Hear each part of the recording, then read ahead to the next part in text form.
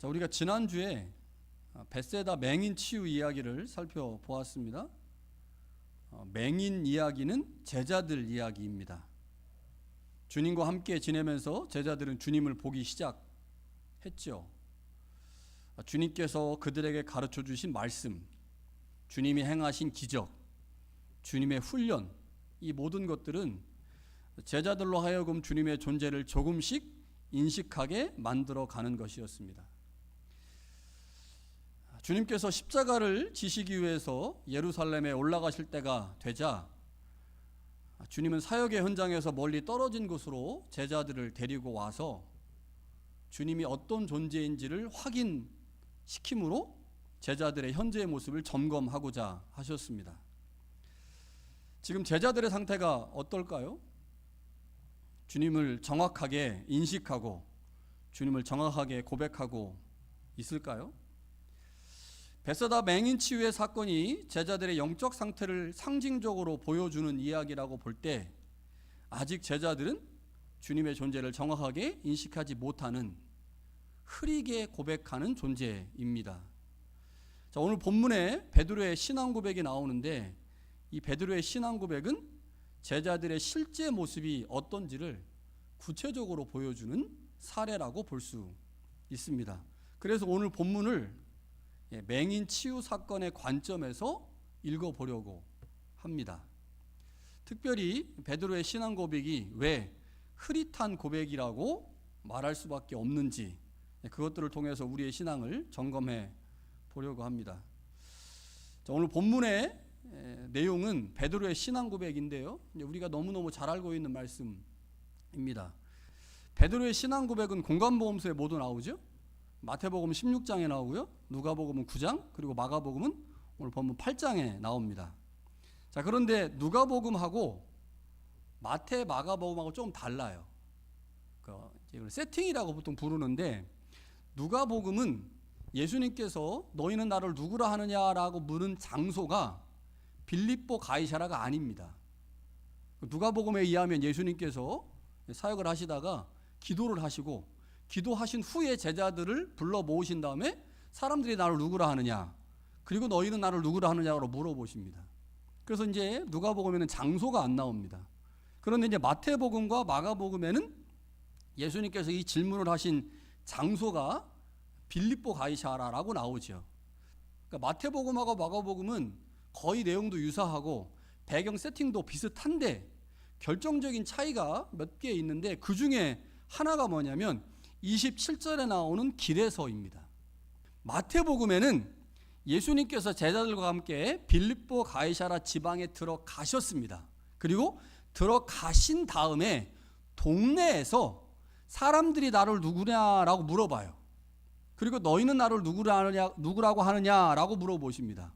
그 장소가 어디예요? 물어보신 장소가? 동네입니다. 동네. 가이사라고 하는 동네에 들어가셔서 물어보십니다. 그런데 마가복음은 그렇지 않아요. 마가복음 뭐라고 기록되어 있을까요? 가이사 빌립보로 마을로 나가실새 길에서 물어보셨다 그래요. 길에서 물어보셨다. 그러니까 마태복음은 가이사라라고 하는 동네에 들어가서 물어보신 거고, 마가복음은요, 동네에 들어가시는 길에서 물어본 겁니다. 그런데 마가복음 8장 27절부터 10장 46절까지가 제자들을 매우 중요하게 다루는 마가복음의 단락인데, 이 단락에 유독 길에서라고 하는 단어가 많이 등장합니다. 마가복음에서 이 길에서라고 하는 단어는 제자들을 의미하는 단어입니다. 그러니까 예수님께서 빌립보 가이사라를 가시면서 길에서 제자들에게 너희는 나를 누구라고 하느냐라고 물어보신 것은 주님께서 야, 너희들 나를 제대로 알아야 돼 라고 하는 의미도 있지만, 그 질문을 통해서 뭐를 확인하고 싶으신 거예요? 제자들의 상태를 확인하고 싶으신 거고, 제자들에게 나를 따른다고 하는 것이 어떤 의미가 있는지를 말씀하시기 위해서 주님께서 이 말씀들을 하고 계시다는 거죠. 주님께서 제자들에게 사람들이 나를 누구라고 하느냐라고 물으시니까요, 제자들이 이렇게 대답하죠. 어떤 사람들은 세례 요한이라고 하고, 어떤 사람은 엘리야라고 하고, 어떤 사람은 선지자 중에 한 사람이라고 합니다. 그러자 주님께서 다시 묻습니다. 너희는 나를 누구라 하느냐? 그러자 제자들의 대표가 베드로잖아요. 그러니까 베드로가 주님을 향해서 주는 그리스도이십니다 라고 대답을 하죠. 베드로의 답변, 그것 자체로 굉장히 훌륭한 답변입니다. 자, 우리도 신앙 고백에서 가장 중요한 게 예수님을 그리스도로 고백하는 거거든요. 굉장히 훌륭하고 중요한 답변을 했습니다. 자, 베드로의 신앙 고백이 갖고 있는 의미를 조금 더 깊이 생각해 볼 필요가 있습니다. 주님께서 베드로가 신앙 고백을 하자마자 제자들에게 자신에게 일어나게 될 일을 말씀하십니다. 31절에 보니까 이렇게 되어 있어요. 인자가, 여기서 인자는 예수님이죠.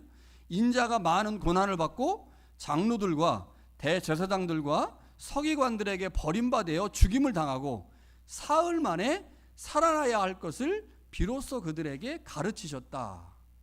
자, 우리말 성경에는 주님의 고난과 십자가의 죽음을 아주 간단하게 기록했어요. 죽고 살아날 것을 가르치셨다.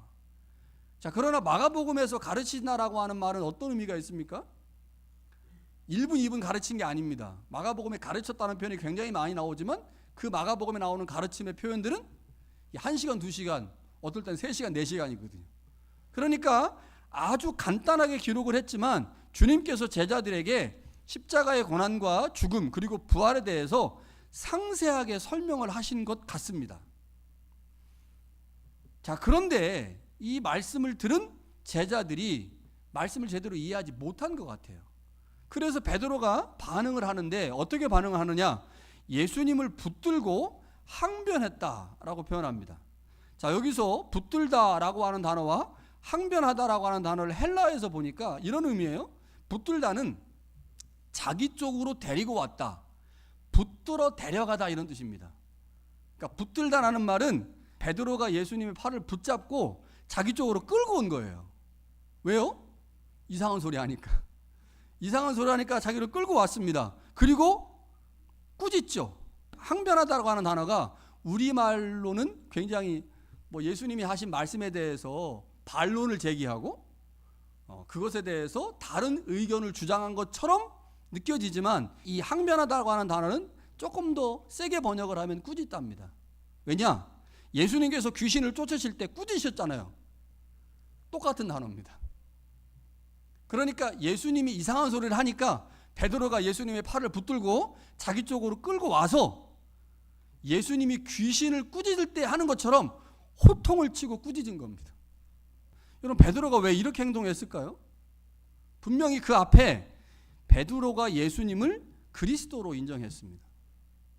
그리스도로 고백했죠. 그런데 그리스도로 고백한 이후에 예수님을 끌고 와서 호통을 치고 꾸짖은 것은 예수님이 메시아라는 사실을 인정하지만 메시아가 고난받는다고 하는 것에 대해서는 베드로가 절대 받아들일 수 없었기 때문이죠. 당시 유대인들이 기대하던 메시아는 이스라엘을 회복시키고 다윗 왕궁을 재건하는 승리의 왕이었습니다.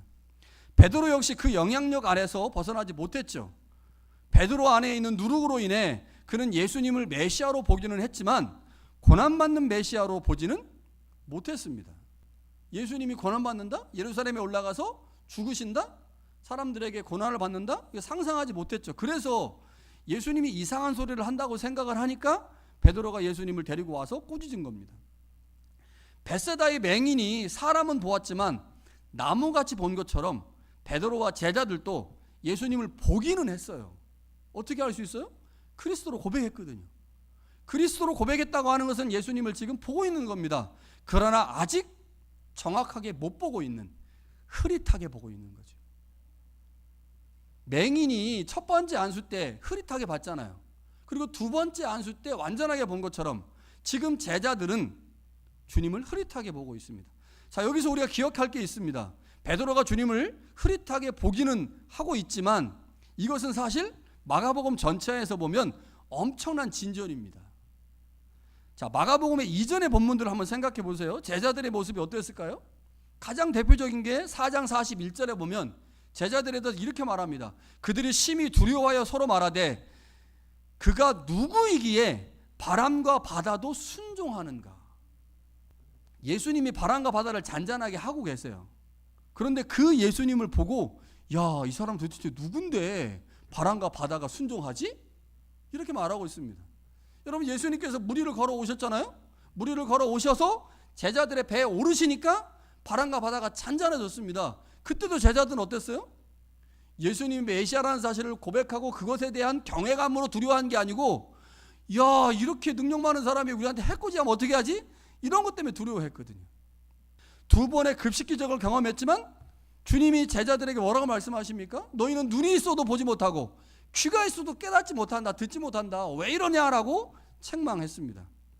지금까지 제자들은 주님에 관해서 구체적으로 그분이 어떤 분인지 고백조차 못했습니다. 그런데 사역의 전반기가 끝났어요. 이제 8장 27절 이하에서 예수님이 예루살렘에 올라가시거든요. 그러니까 예수님의 사역이 거의 1년 동안 갈릴리를 중심으로 진행이 됐는데, 그 진행되는 동안 제자들이 처음에는 예수님의 존재 자체를 모르다가 시간이 지나면서 기적을 경험하고 예수님의 말씀을 듣고 훈련을 통해서 제자들이 예수님이 누구인지를 조금씩 알게 된 겁니다. 그래서 뭐라고 고백했어요? 그리스도라고 고백을 했습니다. 그런데 그 고백이 너무너무 중요한데, 분명 베드로가 예수님을 메시아로 인식했는데 문제는 뭡니까? 그 고백이 온전하지 못했다는 거죠. 지금 베드로는 정치적 메시아를 생각하고 예수님을 메시아라고 고백했어요.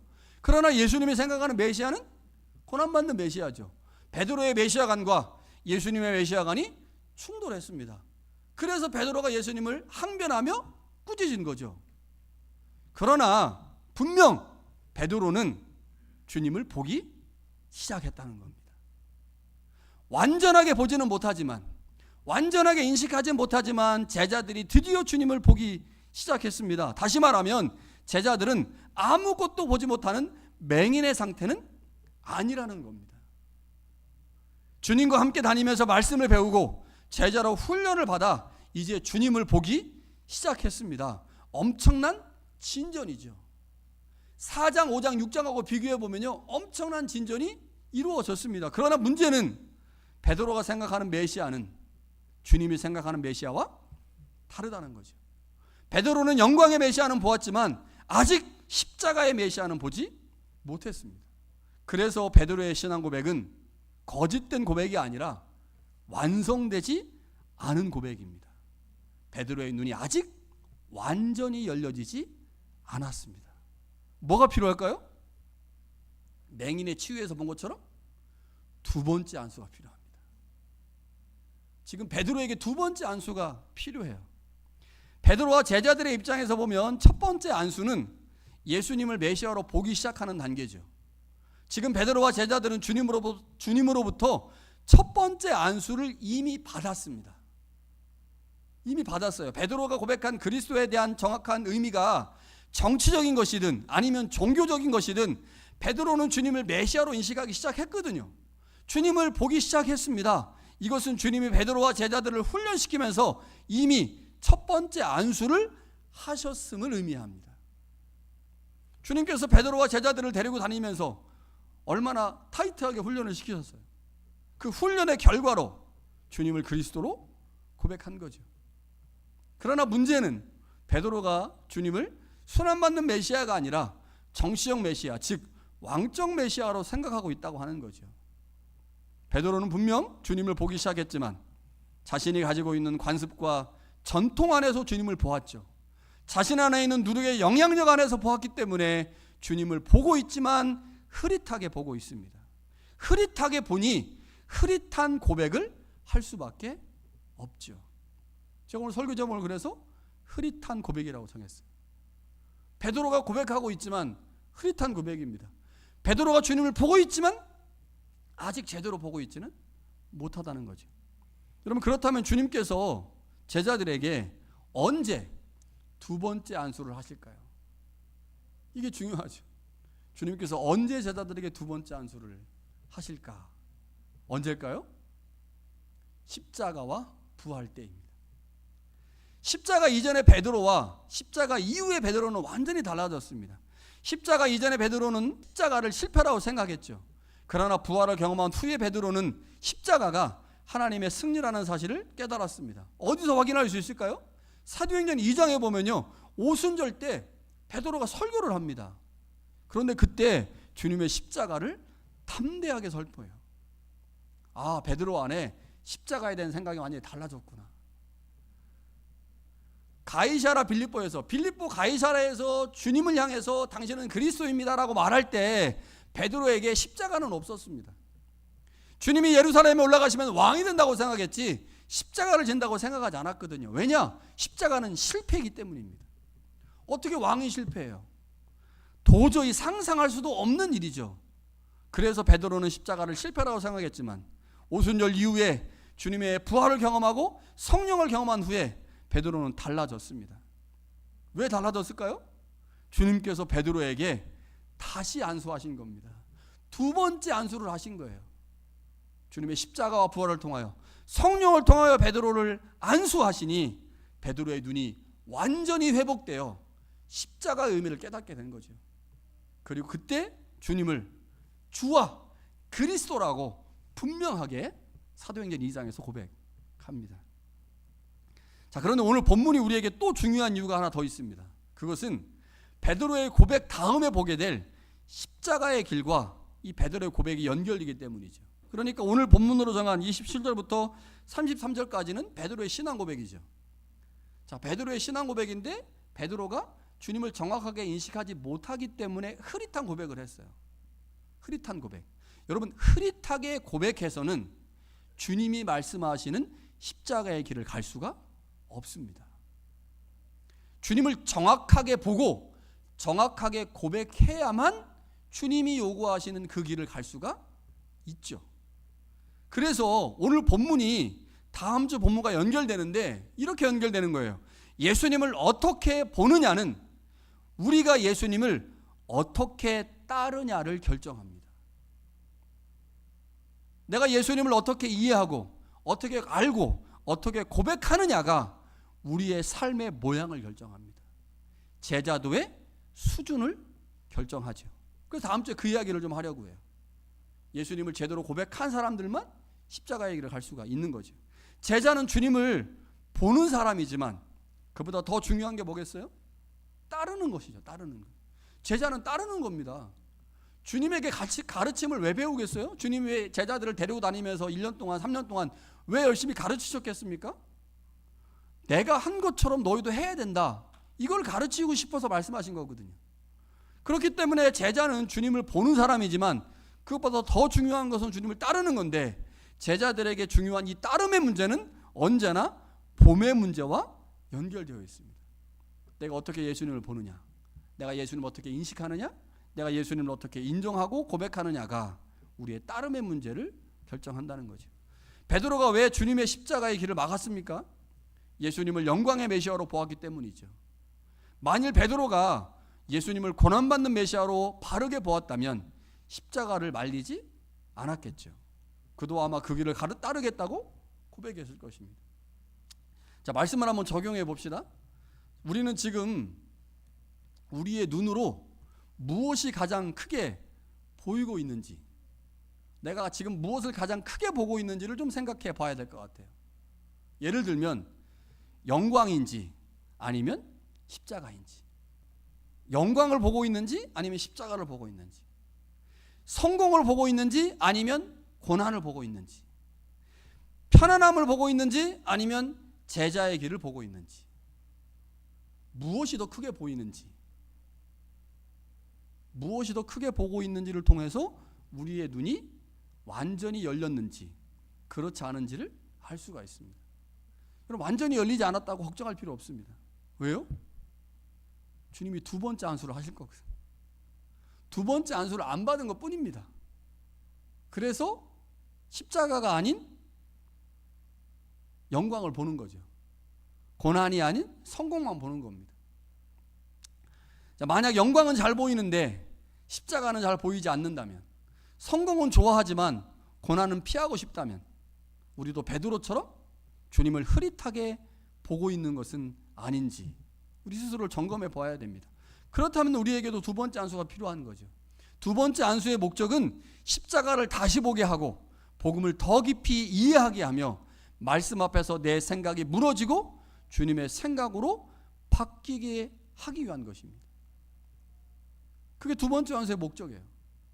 예수님을 어떤 분으로 보느냐가 중요합니다. 예수님에 대한 우리의 이해가 우리의 삶의 모양과 방향 그리고 수준을 결정하기 때문이죠. 주님을 성공을 가져다 주는 분으로만 보면 신앙의 목적도 성공을 얻는 것이 될 것입니다. 예수님을 문제 해결해 주시는 분으로만 보면 신앙의 문제 해결의 수단이 되겠죠. 예수님을 복을 주시는 분으로만 이해하게 된다면 신앙의 이유가 내가 원하는 복을 얻기 위한 것이 될 것입니다. 그러나 예수님을 십자가를 지신 고난의 그리스도로 보게 된다면 우리는 주님께서 가신 그 길을 뒤에서 따라갈 수 있을 것입니다. 베드로가 처음에는 주님의 십자가의 길을 막으려고 했으나 주님께서 베드로의 손을 끝까지 붙잡아 주심으로 베드로는 결국 부활과 성령을 통하여 주님의 두 번째 안수를 경험했죠. 그리고 목숨을 다해 복음을 전하는 증인의 삶을 살 수 있었습니다. 우리도 역시 마찬가지입니다. 주님께서 말씀과 성령으로 우리의 눈을 열어주실 때, 말씀과 성령으로 다시 우리에게 우리의 머리에 안수하여 주실 때, 그때 우리는 십자가와 부활의 의미를 깨닫게 될 것입니다. 그때 우리도 두 번째 안수를 받은 사람처럼 십자가의 복음을 담대히 증거하는 증인으로 살아갈 수 있습니다.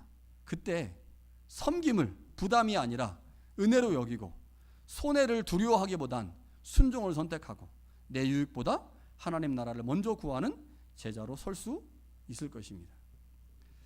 여러분, 우리는 이미 첫 번째 안수를 받은 사람입니다. 이건 분명해요.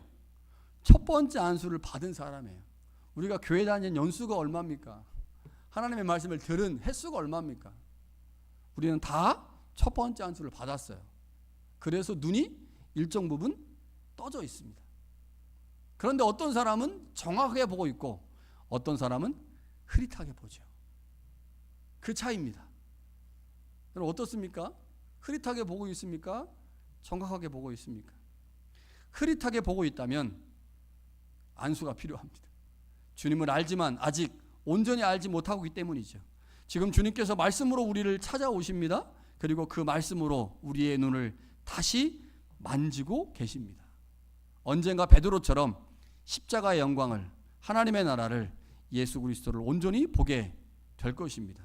우리의 눈이 열려 예수의 십자가의 의미를 바르게 깨닫게 될 때 우리도 베드로처럼 증인의 삶을 살 수 있을 것입니다. 맹인처럼 온전히 눈이 떠져 주님을 온전하게 고백할 뿐만 아니라 그 고백한 주님을 삶의 자리에서 증거하는 증인의 삶도 살 수 있을 것입니다. 그 은혜가 우리 가운데 있기를 간절히 축원합니다.